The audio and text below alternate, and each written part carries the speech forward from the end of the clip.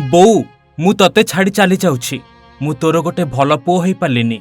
କଥା ଦେଇ କଥା ରଖିପାରିଲିନି। ତୁ ସବୁବେଳେ ମନା କରୁ ଫୋନରେ ଗେମ୍ ଖେଳିବା ପାଇଁ, ହେଲେ ମୁଁ ତୋ କଥା ବିଲକୁଲ ବି ଶୁଣିଲି ନାହିଁ।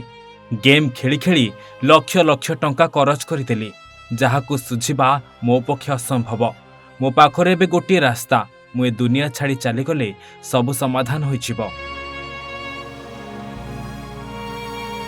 ବୋଉଲୋ, ତୁ ମୋତେ କ୍ଷମା କରିଦେ। ସବୁଦିନ ପାଇଁ ମୁଁ ତତେ ଛାଡ଼ି ଚାଲି ଯାଉଛି। ହଁ ଆଜ୍ଞା, ମୃତ୍ୟୁ ପୂର୍ବରୁ ଏମିତି କିଛି କଥା ଭାବିଥିଲେ ଏହି ଯୁବକ ଜଣକ। ମନରେ ଅନେକ କିଛି କଥା ମାଆକୁ କହି ଚାଲି ଯାଇଛନ୍ତି।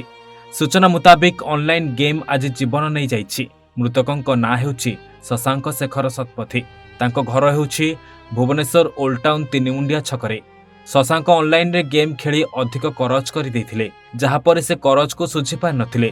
ଶଶାଙ୍କଙ୍କୁ ପ୍ରତିଦିନ ଟଙ୍କା ଦେବାକୁ ଚାପ ପଡୁଥିଲା, ଯାହାପରେ ସେ ଏମିତି କିଛି ନିଷ୍ପତ୍ତି ନେଇଗଲେ। ତେବେ ଗୁରୁତର ଅବସ୍ଥାରେ ପରିବାର ଲୋକେ କ୍ୟାପିଟାଲ ହସ୍ପିଟାଲରେ ଭର୍ତ୍ତି କରିଥିଲେ ଶଶାଙ୍କଙ୍କୁ। ସେଠାରେ ଡାକ୍ତର ତାଙ୍କୁ ମୃତ ଘୋଷଣା କରିଲେ। ଏନେଇ ଲିଙ୍ଗରାଜ ଥାନାରେ ଏକ ଅପମୃତ୍ୟୁ ମାମଲା ରୁଜୁ କରିବା ସହ ଶବ ବ୍ୟବଚ୍ଛେଦ ପାଇଁ ପଠାଇଛି ପୋଲିସ। ଘଟଣାର ତଦନ୍ତ କରୁଛି ପୋଲିସ। ଭୁବନେଶ୍ୱର ସୁବାସ ପ୍ରଧାନଙ୍କ ରିପୋର୍ଟ, ଓଡ଼ିଶା ଭାସ୍କର।